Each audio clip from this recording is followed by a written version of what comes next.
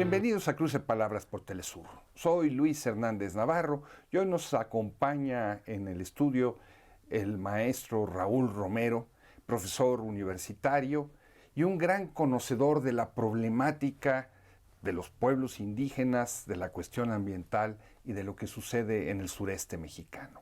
Y justo sobre eso vamos a conversar el día de hoy. Este 17 de noviembre se cumplen 40 años de la fundación del Ejército Zapatista de Liberación Nacional y el próximo 1 de enero se cumplirán 30 años de su levantamiento armado.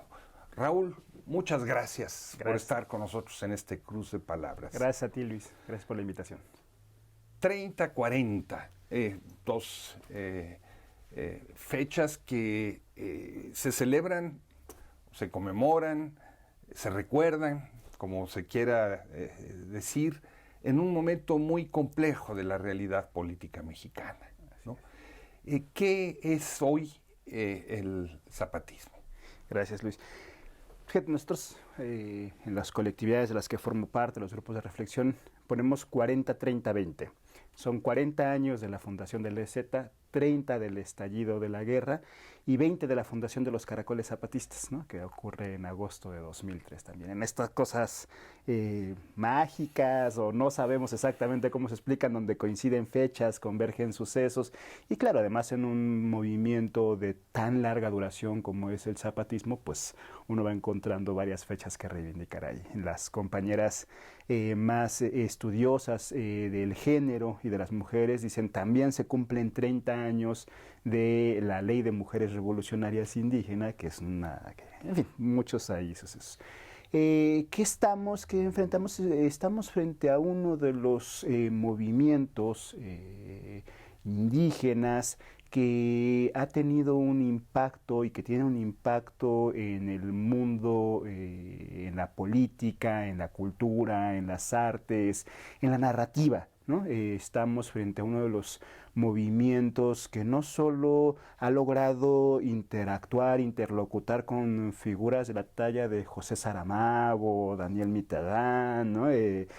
Mario Benedetti, Eduardo Galeano, toda una grupo de intelectuales, artistas en el mundo que acudieron al llamado del Caracol en aquel 94 y vinieron a sentirse y a dejarse seducir por un movimiento de nuevo tipo que sí en sus siglas contenía y contiene la liberación nacional, pero que lograba poner también dentro de sus demandas y dentro de su proyecto la lucha no solo contra el imperialismo y la dominación colonial, sino también contra el colonialismo interno y el racismo que se estaba dando, que se daba dentro de los estados nacionales, aquello que Pablo González Casanova y Rodolfo Stavenhagen habían diagnosticado en los años 60, los zapatistas emergieron en los años 90 para decir si hay un problema de imperialismo, si hay un problema de dominación colonial, pero también hay un problema dentro de los estados nacionales que están subyugando a los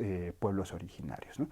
Y frente a eso, combinando los discursos, la opresión de clase, combinando la opresión de los países dominantes sobre países dominados, combinando la opresión racial y regional sobre los pueblos originarios y también introduciendo el carácter de género dentro de la dominación que se da en los movimientos, los pueblos zapatistas logran lanzar una alternativa que seduce al mundo y que hoy todavía le sigue llamando a una gran cantidad de personas, colectividades de izquierda que se reivindican más dentro del anticapitalismo, ¿no? Que se han reivindicado más hacia una crítica ya no solo antineoliberal, que es fundamental, pero también anticapitalista, ¿no? Que es una de las características del zapatismo hoy.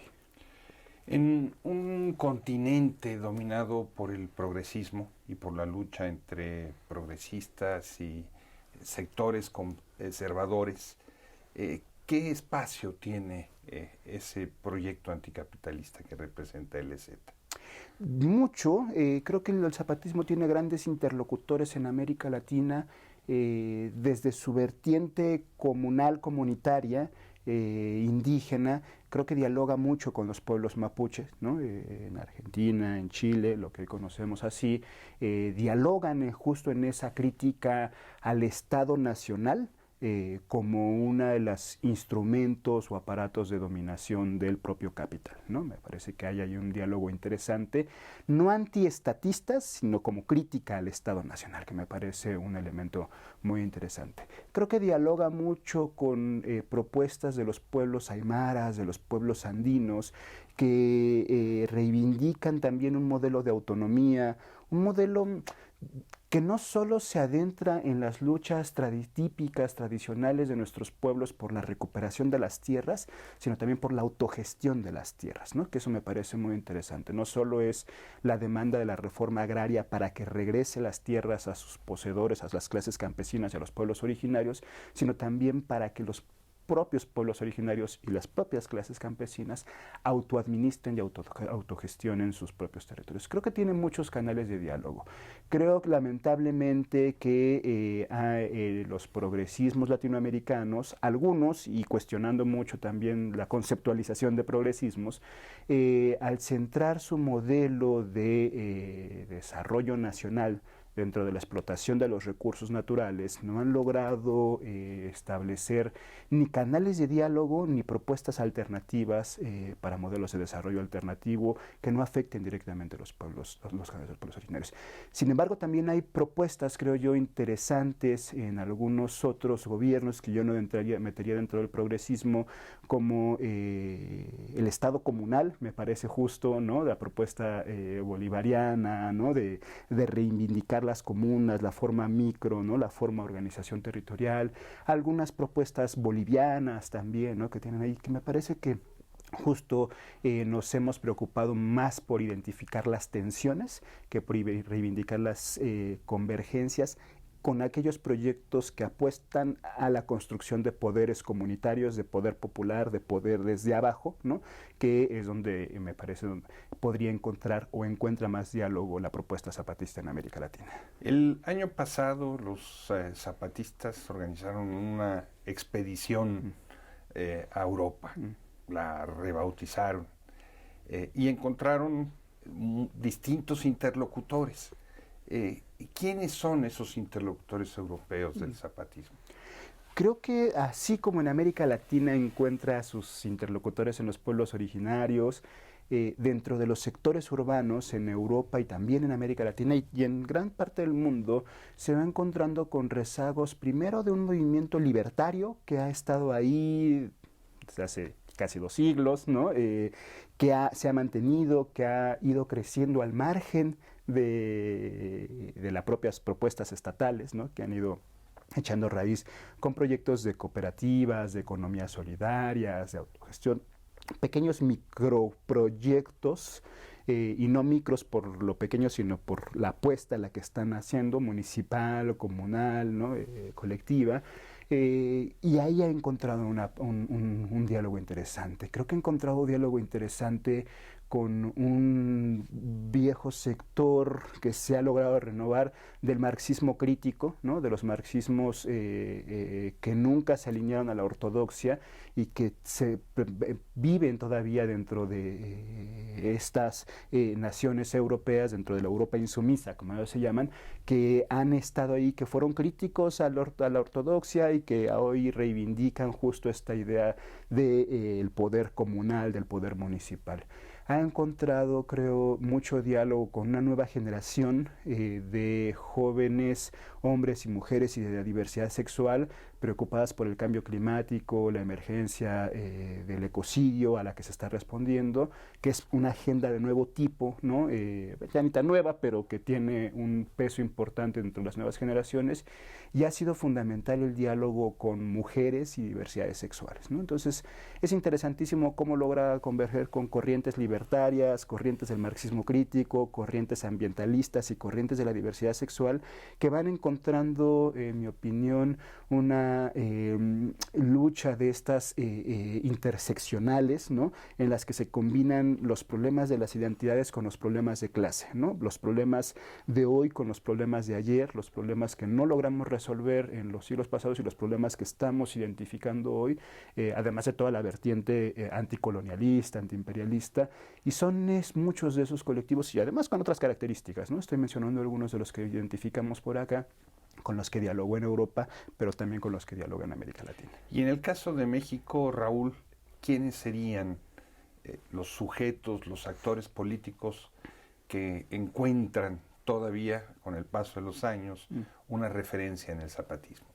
Fíjate que lo que hemos estado encontrando en estos años de movilización, hacia 2019, luego del asesinato de Samir Flores Soberanes, un defensor del territorio que se oponía al proyecto integral Morelos y que fue asesinado, encontramos una respuesta importante también de la preocupación ambiental, ¿no? De defensores del territorio, comunidades originarias, y digamos que el círculo primero, ¿no? Donde el mismo zapatismo a través y también el Congreso Nacional Indígena han crecido y se organizan alrededor. Creemos o hemos visto que hay una referencialidad importante de los movimientos de víctimas. Las madres de buscadoras y madres de víctimas, con hijas víctimas de feminicidio, han encontrado en la discursividad y en la construcción zapatista de justicia, de autonomía, de reivindicación de estas demandas, un punto que parece importante. Nos decía una familia de una madre con sus hijos que buscan a sus otros 4 hijos desaparecidos, nos decía que ellos habían lanzado las brigadas de búsqueda de personas desaparecidas desde la autonomía de su movimiento, pensando mucho en la autonomía de los zapatistas, ¿no? Decían, el trabajo que no hace el Estado para buscar a las personas desaparecidas, las hacemos nosotros yendo a buscar a nuestros hijos desaparecidos. Hay algún diálogo importante por ahí con movimientos de base, movimientos populares, movimientos barriales, movimientos de cooperativas de vivienda, movimientos juveniles que están emergiendo también, muchos en esta idea también del tema ambiental y el tema de las diversidades sexogenéricas, y una gran, en mi opinión, explosión también de movimientos cooperativistas, ¿no? Cada vez más en México hay no solo las cooperativas rurales, que tienen una larga tradición, sino de cooperativismo urbano, ¿no? de juventudes que están ahí explorando a la autogestión y al autoempleo, no desde la lógica neoliberal, sino desde la lógica anticapitalista, ¿no? De la recuperación de los medios de producción y del trabajo, y desde ahí están dialogando con el zapatismo. ¿Te parece, Raúl, si vamos a una pequeña pausa? Por favor. Amigos, amigas, no se vayan, volvemos en muy breves instantes.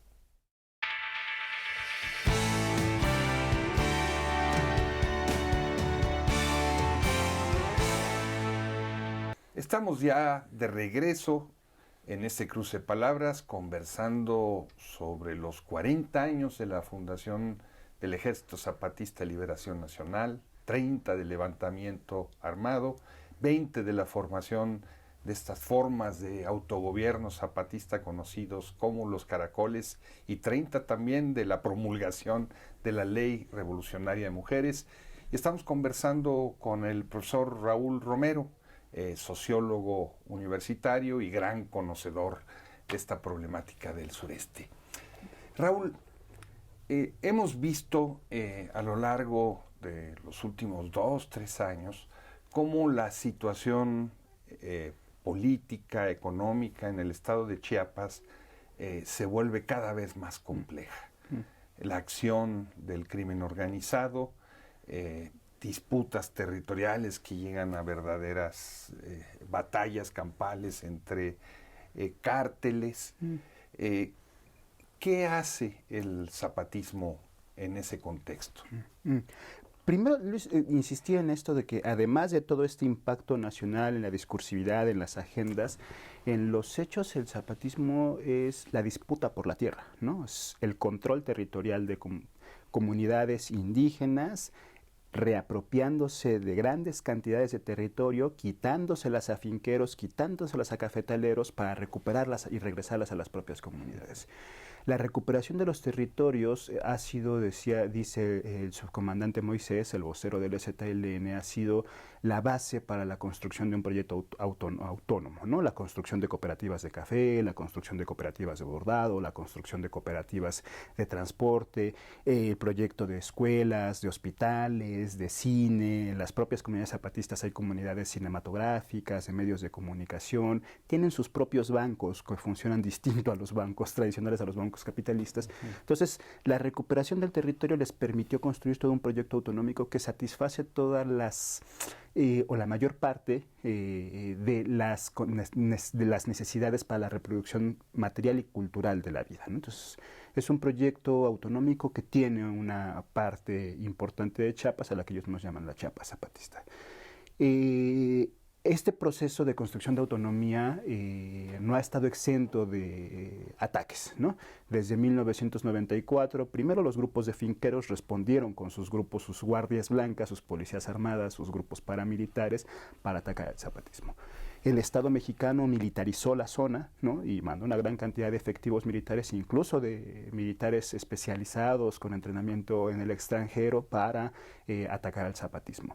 Se reforzaron el surgimiento de grupos paramilitares apoyados por los finqueros, entrenados y financiados por el propio ejército para disminuir el poder social o intentar disminuir el poder social y de presencia territorial del propio zapatismo.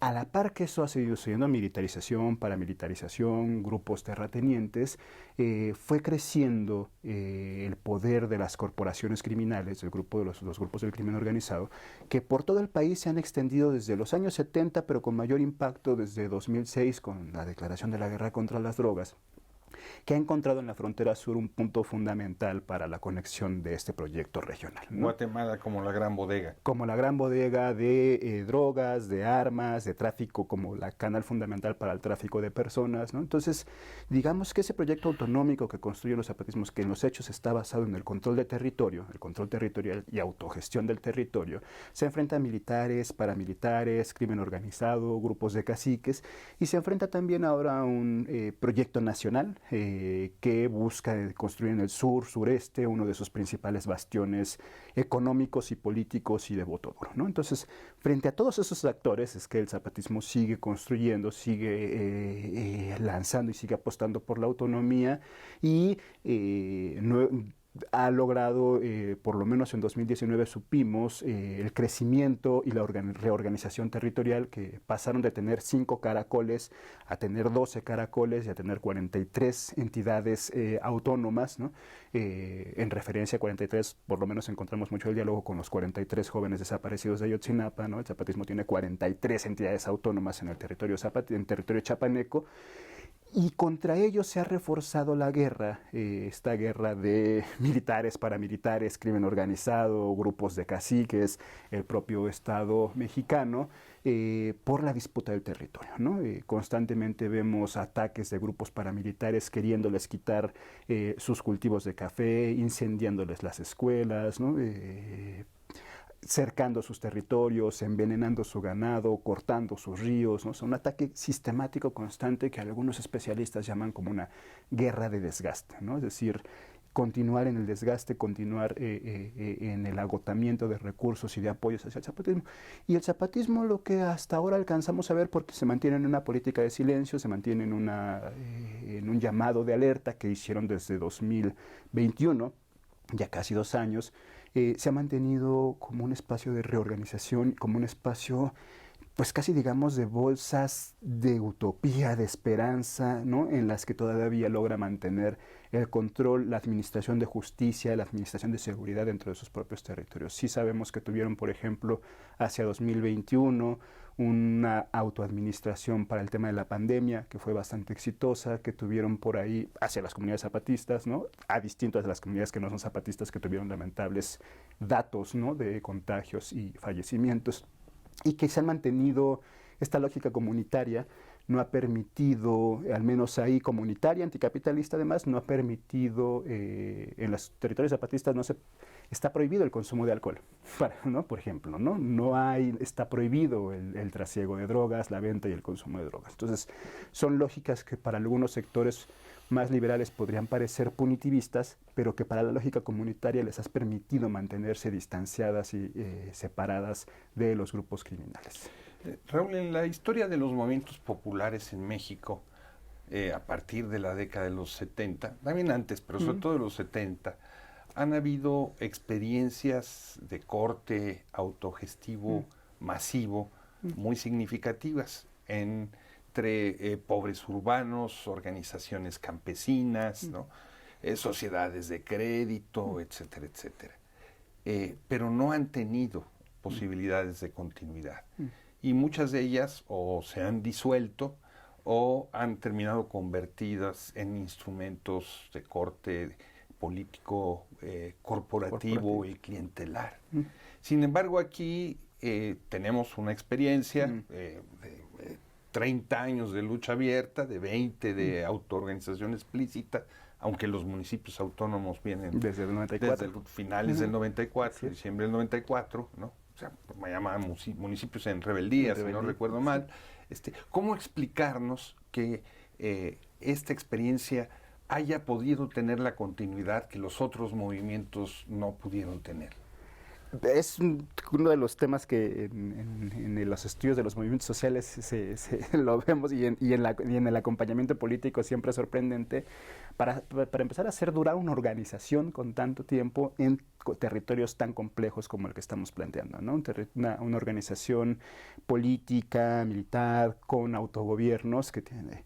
Me parece que justo la propuesta zapatista logra poner una apuesta importante de su proyecto en algo que tiene una tradición muy duradera y muy distinta a los proyectos, que es el proyecto de los pueblos originarios, ¿no? Que logra combinar esto que llaman los 500 años de resistencia, 530 años más diríamos hoy, ¿no? De resistencia frente a las políticas coloniales, pero entendiendo a los pueblos indígenas también como sujetos que participaron contra la guerra, o más bien en la guerra de independencia, nutriendo a los ejércitos independentistas, en la guerra de reforma, en la Revolución Mexicana, ¿no? En los ejércitos de liberación, en los proyectos populares, o sea, entendiendo a los pueblos originarios en México como sujetos políticos que además de resistir 500, también han participado de las grandes gestas heroicas y que la historia oficial les había borrado la participación de esos grandes procesos, ¿no? Creo que el zapatismo logra identificar muy bien que en ese proyecto de resistencia de larga duración, ¿no? Hay también un proyecto de mundo alternativo y que ese mundo alternativo politizándose, complementándose con las enseñanzas también de las nuevas gestas que se fueron dando en este proceso, logra construir un proyecto civilizatorio de nuevo tipo, ¿no? Es decir, quienes vemos en el zapatismo una referencialidad a nivel mundial y que dialoga con proyectos de tipos similares en Europa, en África, en América Latina, estamos diagnosticando que si por un lado está ocurriendo esto que llaman la crisis de la civilización moderna capitalista, es decir, la crisis del mundo en su ecología, en el cambio climático, en formas de sobrevivencia que ya no aguantan de la organización que expulsa a miles de personas de sus países y que genera estas grandes caravanas migrantes, de feminicidios, de una democracia liberal acotada que va reduciendo los mecanismos de participación de las personas, estamos encontrando en el zapatismo, sí, una propuesta de civilización distinta, donde se combina mucho de los saberes ancestrales con mucho de los saberes modernos, ¿no? Donde se combinan formas de participación política asamblearias, pero también formas de participación política delegativas, ¿no? Donde se les deja a los consejos, a los representantes de las juntas y de los municipios también decidir sobre lo administrativo, pero tener que consultar a las comunidades para lo que es fundamental dentro del proyecto, ¿no?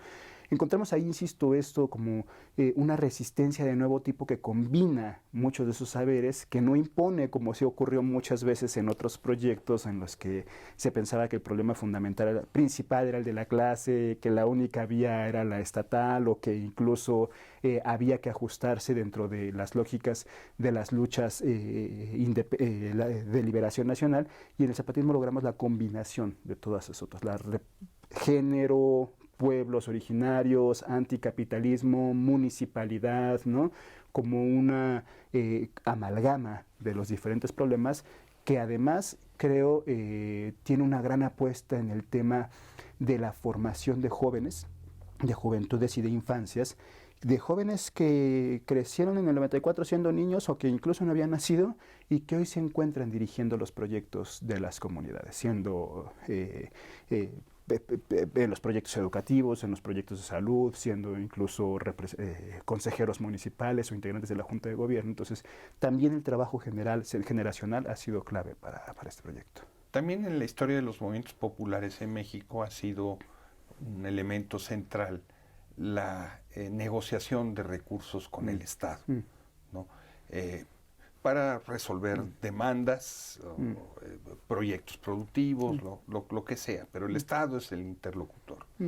Sin embargo, en el caso del zapatismo nos encontramos con que el Estado no es el interlocutor de las comunidades zapatistas y no están buscando y rechazan los recursos estatales. ¿Cómo explicarnos esto? Que es otra de las claves para hacer un proyecto tan duradero, ¿no? Justo lo que observamos también quienes estudiamos movimientos sociales o proyectos de este tipo es que muchas veces a lo interno de estos proyectos la disputa viene por el recurso, ¿no? Por quién quién gana el dinero, para qué se usa, incluso la desviación de esos recursos. El zapatismo ha logrado poner una barrera sobre eso y decir es la comunidad autogestionada, ¿no? Es la comunidad autoadministrada, autoorganizada y entender que en muchas ocasiones, si no es que casi siempre, las políticas públicas, por lo menos de los gobiernos hasta ahora, han servido como formas contrainsurgentes de desmovilización o de cooptación de proyectos sociales y que acá esta lógica autonómica de distanciarse de esos proyectos sociales les ha mantenido justo en ese carácter autonómico. Raúl Romero, se nos acabó el tiempo, podríamos seguir conversando durante mucho tiempo.